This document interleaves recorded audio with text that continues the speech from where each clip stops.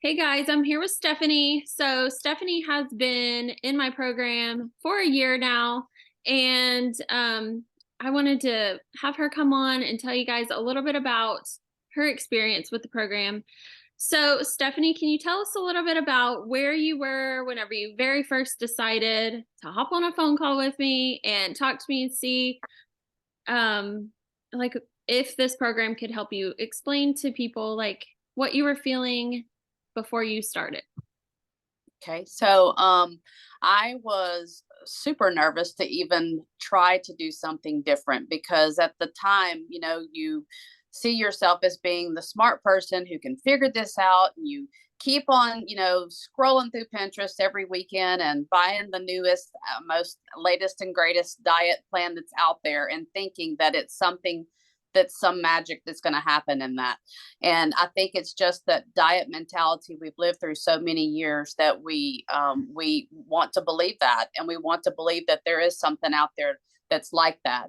And I just couldn't imagine having to ask for help. First off, as a woman, we struggle with asking for help, and even thinking that that makes us somehow seem weaker, inferior, or something like that, or at least I do. And then I think it's important to remember that you know um, doing that, it's not anything other than just what it is. It's just saying I just need to have one more thing in my basket that's just going to help me get to my goal of where I'm going to be. So I was super nervous about it because I just didn't know what to expect. And I guess it was the things that, in talking to you in the beginning of, I had all these past diet failures, all these past experiences. I was solid on keto. When I diet, I'm strict, I'm super, I don't cheat, I do all the things. And I mean, everybody in the world was losing weight on keto, 80, I mean, my office manager, 80, 90 pounds. And it's just like, oh, this is the miracle. Okay. So I jumped in and I did keto for 6 solid months. I lost 6 pounds. I was vigilant, no bread, if you can only imagine that life. And it was just, it was very grueling. And through that process, I gained every pound back. And with no cheating, no nothing, I gained every pound back. And none of that worked for me. My body was totally knocked down for keto. It just didn't like it, didn't want to do it, wasn't going to have it. So it was just one of those things that it was frustrating, and just kind of, I thought, okay, there's just got to be something. So there was this popular psychological, I don't know that I can say the name through your program, but psychological Yeah. thing out there, that everybody's been spouting about the new psychological, which turned out to be a bot, is what it basically Mhm. was. And everything was a very automated response, but it was my first taste of having a form of a trainer or something to Mhm. link back to me, that I basically would say zero, lost a zero on that. Mhm. And I was like, okay, that makes no sense. So when I came to you, and I was just like, I don't want to say wits end, but just at that moment of just ultimate vulnerability to say, okay, I can't. Mhm. I having to give up. I need help. I need you to help me. And the things that I told you in the beginning was, I want to feel normal with food. That was a big thing for me. That was a goal. I felt like food was in control. I felt like I was out of control around it. And it was just because all the years of diet mentality that was wrapped up in this whole freaking diet that I have done, with a piece of this and a piece of that, and had gone nowhere, and Mhm. other than just creeping slowly upward. And it was just, I just wanted to dig my heels in and just be like, no, it's not happening. So I was nervous, but I was Mhm. all in. After we Yes. talked, I was like, you know what? I'm all in. I told you I'd be totally transparent. Whatever happens, happens. You will know everything, because I knew at that moment I was giving it to you, and you were going to guide me through, and you were going to help Mhm. me figure this out, because that's really what I needed to know, is how to figure this out, because there has to be a way. Yeah. Yes, and I remember talking to you that very first day, and you were frustrated because you're like, "I don't know what to do." And I was Right. like, "Look, I know that we're gonna figure it out together. I don't know exactly how much you're gonna lose because we might have to go in and fix your metabolism from the start, you know?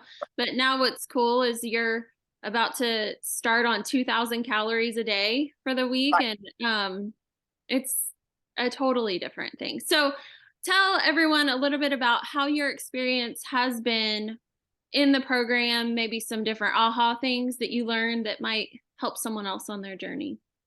So some of the things that in the beginning, you come in with all your preconceived ideas, and you really think, like I say, you kind of want to hold on to all that, because all that, even though it didn't work, it's just what your comfort bubble was, obviously, in the past. And you come in and you're telling me, no, you can eat anything, and I'm like, okay, it's like the land of plenty. Right. um okay. And so I slowly had to let go of those things, and I just, as we kept moving forward, we kept moving just those small steps, sometimes you dragging me, sometimes me making those small steps forward, of letting that stuff go, and it just freed me from those bonds that had on me, of what that was about it, like, what was it about um those things that I thought was so great that I should hold on to. And I Mhm. eventually realized I didn't need to. And you were so compassionate to that. And you were just like, what do you need? You were there. You just were able to just, help me see through, and past to where we're going to go. And it's Mhm. kind of like I always tell people, if I know what direction we're rowing in, then basically we're going to get there. But Yeah. I got to know the direction. I got to know the why. I got to know what we're doing. And you were great with that. You over explained when I needed it, and that was perfect, because that helped calm me down and soothe what I needed.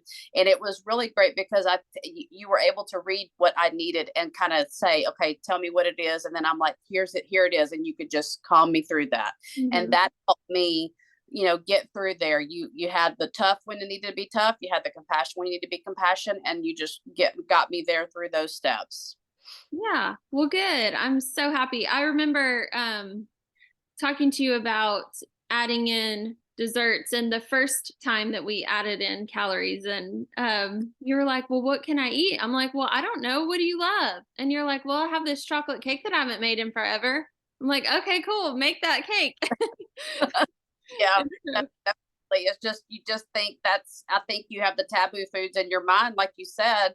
And it's amazing to say, it's like, as I've lost weight, I've put into place the actual the rules that you put out there, how to handle the situations that come up, all of those things. And it just makes such a huge difference.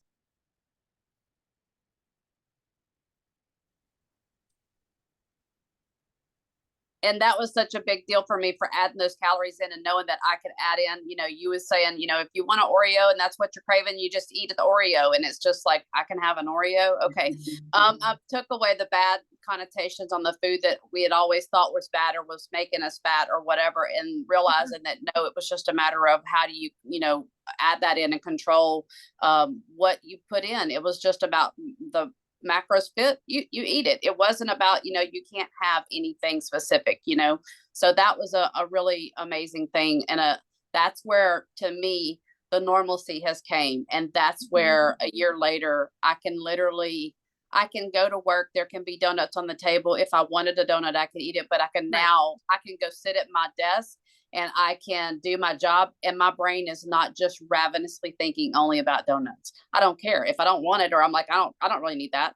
Before, it would have been, I could not have focused if I didn't at least go by, and have Yeah. try to, and it was a control thing. And it's Uh-huh. just, that's the amazing thing to me, that I'm just like, what?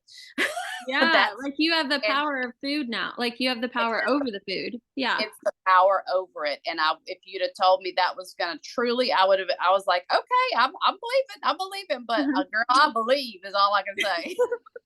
Well, good. Okay, so last question would be like, what would you say who's to someone who's kind of like on the fence about showing up for themselves, or on the fence about joining a program like this?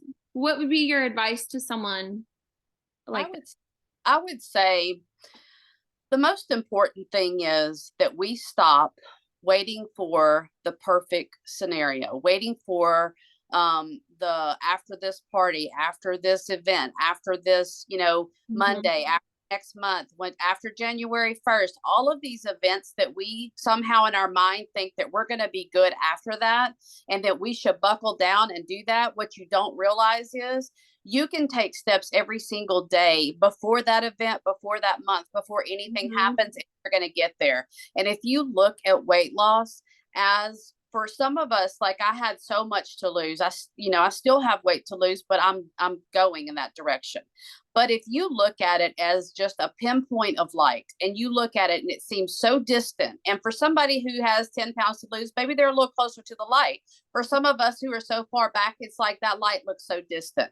But Mhm. if you keep taking steps every single day and you move toward that light by the simple and by the basic stuff that you do, you are making movement and you are moving toward your goal. Even if you stop for just a moment, even if you turn around and you accidentally take 3 steps the other direction, if you turn your head back and you look back, that light's still there.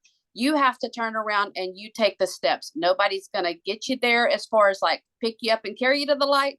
Nobody, you can wish for that light to get closer. All the wishing, hoping, and all that stuff is a myth of perfectionist thinking that you yourself have to realize that you got to make a movement. You have to get off the fence. You have to take the steps. You have to do the boring things. The days you don't want to go to the gym, you still go to the gym. The days you get to the gym and you say, you know what, I'm just going to make it a game and I'm going to be like, I don't want to be here, but I'm going to do 15 minutes. And when I do 15 minutes and I'm like, okay, this feels not too bad, I'm going to do 5 more minutes. And if you can do that stuff all the way to 60 minutes or all the way, it doesn't even matter, to 40 minutes, you make that movement and you do that in everything that you do, you're going to get there. But it takes you believing that you can do that. And it in the beginning, you're not going to believe it. In the beginning, you're going to say, I'm not sure. But you know what? Just take just that leap of faith and just jump out there and just the first step and the second, and just don't let anybody stop you without if you don't have support at home, if you don't have whatever, there is nobody that's going to pick you up and carry you. You've got to take the steps for yourself to get there. Preach. Preach it, sister. Yes. Well, thank you so much, Stephanie. I know that this will inspire so many people to start showing up for themselves, even if it's those little things, you know? Right. But Right. yes, I'm so proud of you and the way that you show up for yourself, and it's truly inspiring. So thank you so much. Thank you.